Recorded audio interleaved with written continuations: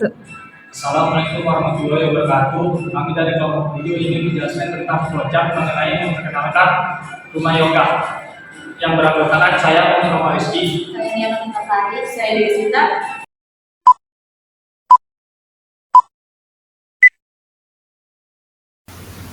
Di sini kami dari kelompok 7 akan menjelaskan tentang flowchart, fungsi, jenis, simbol, dan pembahasan flowchart.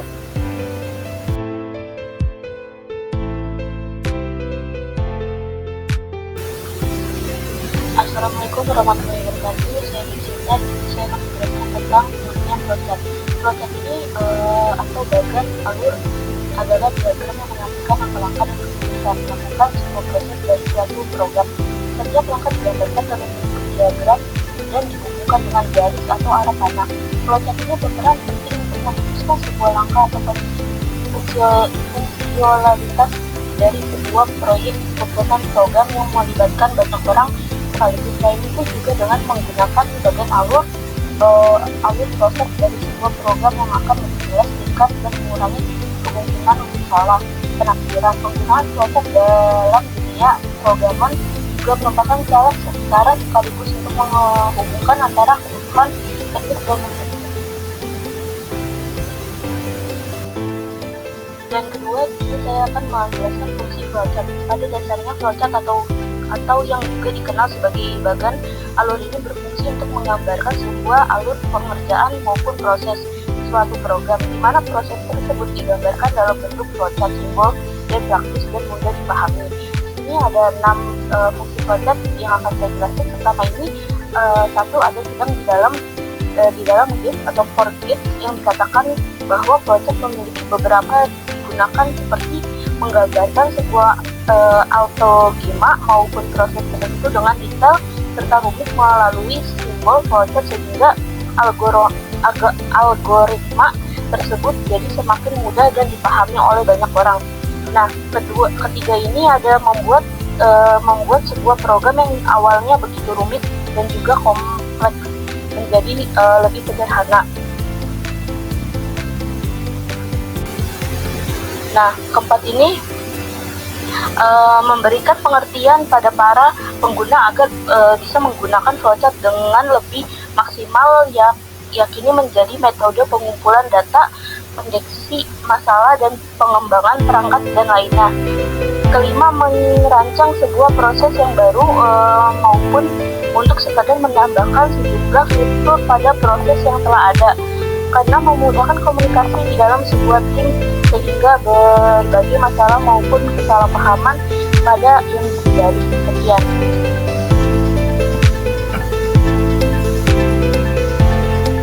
Selanjutnya, terdapat jenis-jenis pada flowchart.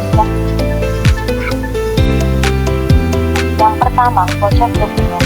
Flowchart dokumen merupakan diagram aktif yang memberikan gambaran tentang bagaimana setiap tahapan kerja dalam sebuah data terjadi pada sistem, serta bagaimana sebuah keputusan diterapkan dapat mengembangkan satu kejadian. Nah, di dalam praktiknya, flowchart yang satu ini biasanya akan menggambarkan sebuah sistem kerja dengan secara menyeluruh. Yang kedua, terdapat flowchart program. Flowchart ini menggambarkan secara rinci prosedur dari proses program. Pada flowchart program terdiri dari dua macam, antara lain flowchart logika program atau biasa disebut juga dengan program logic flowchart. Dan yang kedua terdapat flowchart komputer terinci atau biasa disebut dengan detailed computer program flowchart. Nah, yang ketiga terdapat flowchart proses. Flowchart proses merupakan cara penggambaran rekayasa industrial dengan cara merinci dan menganalisis langkah-langkah selanjutnya dalam suatu prosedur atau pada suatu sistem.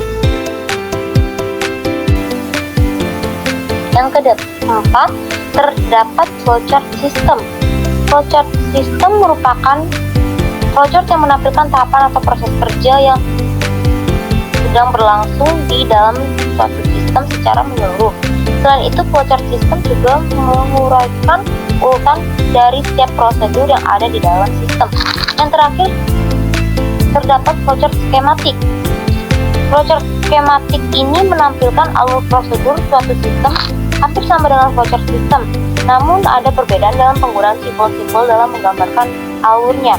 Selain simbol-simbol, flowchart skematik juga menggunakan gambar-gambar komputer serta peralatan lainnya untuk mempermudah dalam pembacaan flowchart untuk orang awam.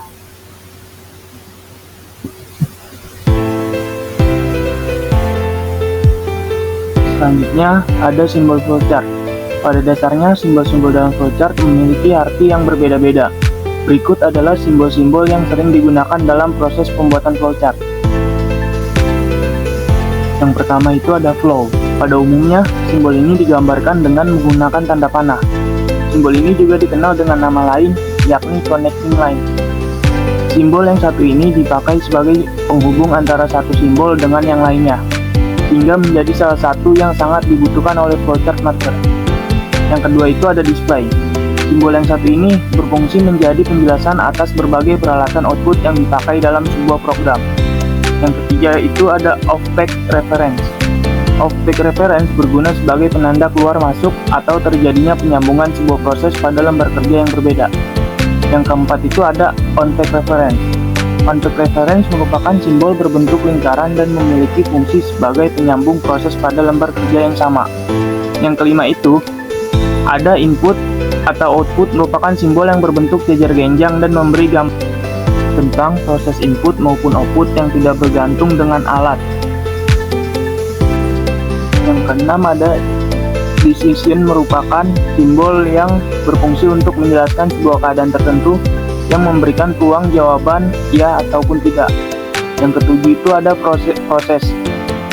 Simbol yang satu ini dipakai untuk menggambarkan sebuah proses yang dikerjakan oleh sebuah komputer. Yang ke-8 itu ada terminator. Terminator merupakan simbol yang memberikan gambaran sebuah awal maupun akhir dari sebuah program. Yang ke-9 ini ada dokumen. Dokumen merupakan simbol yang dipakai untuk memberi pemahaman bahwa masukan berasal dari sebuah dokumen dalam bentuk fisik ataupun sesuatu yang masih harus dicetak terlebih dahulu. Yang ke-10 itu ada manual operation. Manual operation merupakan sebuah simbol flowchart diagram yang menggambarkan sebuah proses yang tak dikerjakan oleh sebuah komputer. Yang ke-11 itu ada preparation. Preparation merupakan sebuah simbol flowchart diagram yang menggambarkan sebuah penyimpanan atau penyediaan wadah untuk pengolahan data. Yang ke-12 ada predefine process. Predefine process merupakan simbol yang berfungsi untuk mengerjakan sebuah prosedur atau bagian tertentu dalam program. Berikut adalah flowchart yang kita akan bahas. Di sini saya ingin menjelaskan tentang contoh flowchart yang kelompok kami buat, yaitu dengan tema memperkenalkan Rumah Yoga yang dimulai dengan Rumah Yoga. Nah, saya akan di sini menjelaskan tentang apa sih Rumah Yoga. Yoga ini adalah jenis olahraga yang bertujuan untuk meningkatkan dan kesejahteraan tubuh dengan melibatkan aktivitas fisik, latihan pernapasan, dan teknis relaksasi dan latihan meditasi. Yoga berasal dari kata dari budaya India kuno dan manfaatnya yaitu kesehatan jiwa, kesehatan fisik, sehingga kecantikan apabila rutin dilakukan. Nah, Rumah Yoga ini kita memperkenalkan Rumah Yoga ini dengan 3 step, yaitu ada 1 sebar brosur, 3 broadcast sosmed, dan minta rekomend friends. Nah, sebar brosur ini kita ngapain aja sih maksud dengan sebar brosur ini? Di sini ini sales marketing Rumah Yoga untuk mendapatkan calon member yang join, maka sales marketing ini menyebarkan brosur ke tempat KFD, ke tempat CFD atau mall untuk mendapatkan calon member. Selain itu juga kedua itu broadcast sosmed itu maksudnya selain menyebarkan brosur, mereka juga broadcast sosmed untuk lebih luas lagi dalam memperkenalkan Rumah Yoga dan mengajak orang untuk tahu yoga itu apa aja, seperti IG dan web. Biasanya setiap marketing mempunyai sosmed IG sendiri untuk setiap hari upload foto agar mendapatkan calon member dengan mengetahui gaya gerakan yoga itu apa saja. Nah, ketiga ini minta rekomend friends. Dengan maksud kita minta rekomend friends ini, sales marketing juga tidak hanya menyebarkan brosur atau broadcast sosmed, tapi sales marketing juga wajib untuk meminta rekomend friends ke member yang sudah join. Maksudnya ini kenapa kita meminta rekomend friends ini ke member yang sudah join, agar kita bisa mengajak si temannya member ini untuk latihan sekali, untuk mencoba latihan yoga agar mereka mengetahui yoga ini sebenarnya manfaatnya banyak. Nah, dari sebar browser dan broadcast sosmed ini dan meminta rekomend fresh ini, di sini juga kita mempunyai 3 step lagi, yaitu fansbase browser. Maksudnya itu apa yang didapat ketika si sales marketing ini menyebarkan browser, yaitu fansbase-nya itu dari menyebarkan browser ini bertujuan agar si calon member penasaran apa itu yoga, di mana tempat yoga, dan berapa biaya jika mau join. Jika si calon member penasaran, dia akan menghubungi nomor marketing yang ada. Nah, dari sebar browser ini kita juga biasanya marketingnya ini akan menulis alamat rumah yoga tersebut dan nomor telepon konsultan marketingnya agar mereka bisa menghubungi by WA. Nah, kedua itu flashback dari si sales marketing ini broadcast sosmed ini, yaitu broadcast IG ini biasanya si calon member ini dapat menghubungi lewat DM, IG, atau mereka dapat menghubungi lewat web. Nah, yang ketiga ini minta rekomend fresh ini flashback dari si marketing minta rekomend fresh ke member yang sudah join ini. Flashbacknya ini yaitu dari situ juga sales marketing bisa ajak untuk trial yang tadi saya jelaskan itu, untuk bisa ajak trial kelas coba gratis hanya sekali untuk menarik si calon member untuk join. Jika memang dari ketiga step ini tidak maksudnya kayak beberapa persen mereka ini pasti 80% untuk join dan 30% tidak join. Biasanya dari sebar browser dan broadcast sosmed dan minta rekomend fresh ini, mereka si sales marketingnya ini lumayan banyak mendapatkan member, maksudnya mendapatkan calon member agar join di rumah yoga.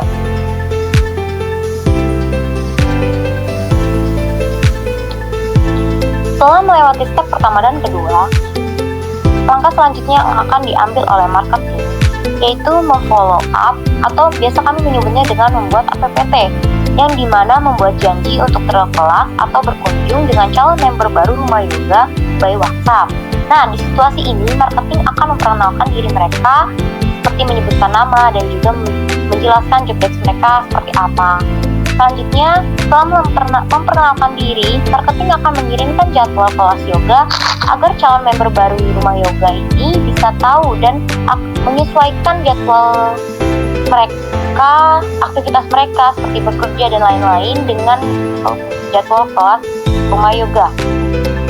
Mengirimkan jadwal kelas yoga, maka marketing wajib menanyakan ke calon member baru ini seperti alamat tempat tinggal, tempat kerja, jam pulang kerja, kantor pada calon member baru kelas rumah yoga, agar marketing bisa tahu apakah calon member ini cocok sama jadwal kelas jam yoga yang telah disediakan.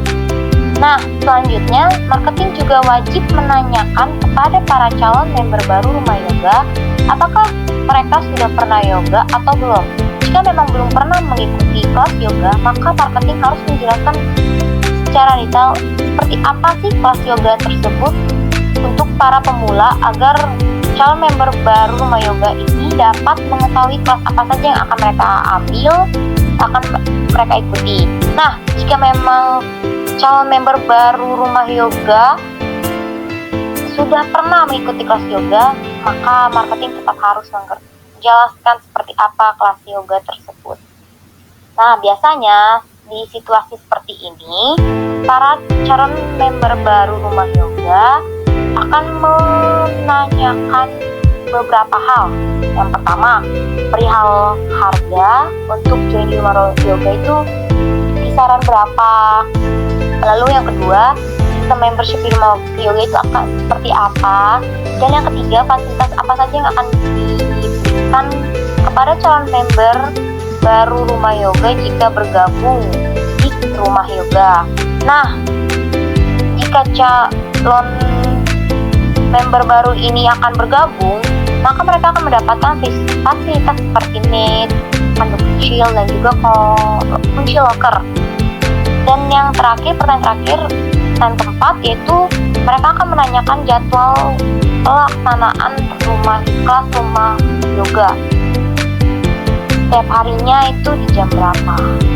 Nah, selanjutnya, jika marketing sudah menjelaskan dan respon dari calon member, biasanya marketing ini mengundang untuk trial atau coba kelas sekali agar mereka tertarik. Tetapi untuk mengikuti kelas trial ini akan diberikan syarat tertentu seperti membawa kartu identitas ataupun KTP. Nanti calon member baru ini akan dikasih akses masuk dan pinjamkan mat, anduk, dan kunci locker seperti fasilitas yang akan kami sediakan atau kami berikan setelah join di kelas rumah yoga. Selanjutnya, terakhir, jika marketing sudah mengundang untuk trial, biasanya respon calon member ini akan menyesuaikan jadwal dari kedua belah pihak. Akan tetapi jika calon member tidak merespon dan kita mengundang trial, maka tetap marketing ini mencatat di sistem agar bisa diundang keesokan harinya. Jadi tidak ada kata berhenti di situ saja. Kami para marketing akan tetap terus memfollow up sampai respon dari calon member baru rumah yoga ini menemukan titik terangnya. Selanjutnya yaitu jika calon member datang untuk trial, di sini sales marketing harus mempunyai 5 step untuk ia lakukan jika calon member datang. Yang pertama itu ada memperkenalkan diri, yang kedua itu ada menanyakan identitas calon member, yang ketiga itu ada tujuan calon member untuk akhirnya datang berkunjung ke rumah yoga, yang keempat itu ada benefit apa yang didapat jika calon member ini join, yang kelima itu ada closing dan touring place. Nah, selanjutnya itu ada join atau tidak. Jika calon member ini sudah mengikuti kelas trial atau sudah datang dan sales marketingnya sudah jelaskan, maka dari sini kita tanyakan apakah mereka berniat bergabung menjadi member di rumah yoga. Jika mereka sudah niat untuk join, maka calon member akan bilang ke sales marketingnya kalau mereka mau bergabung. Kalau calon membernya sudah bilang iya, maka sales marketingnya langsung saja minta identitas seperti KTP untuk dibuatkan bukti pembayarannya. Selesai membuatkan bukti pembayaran, sales marketing menjelaskan lagi membership rumah yoga dan tidak ada lagi miskomunikasi. Itu adalah penjelasan pembahasan project dari kelompok kami. Terima kasih. Sekian dari kelompok kami, kurang lebihnya mohon maaf. Wassalamualaikum warahmatullahi wabarakatuh.